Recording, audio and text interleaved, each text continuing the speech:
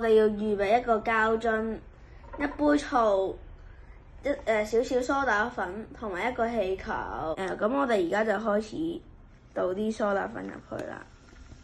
咁你見到佢哋就會產生好多氣泡，同埋咧佢哋當我揸住個膠樽嘅時候，我會感覺到佢係凍嘅。大家知唔知道點解咧？蘇打粉係弱鹼，遇上弱酸嘅醋嘅時候，就會產生二氧化碳，而二氧化碳就會充滿住成個氣球，令氣球膨脹。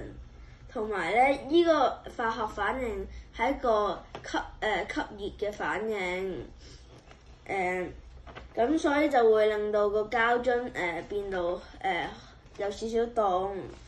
大家可以睇完呢段片之後，可以跟住我一齊做，多謝。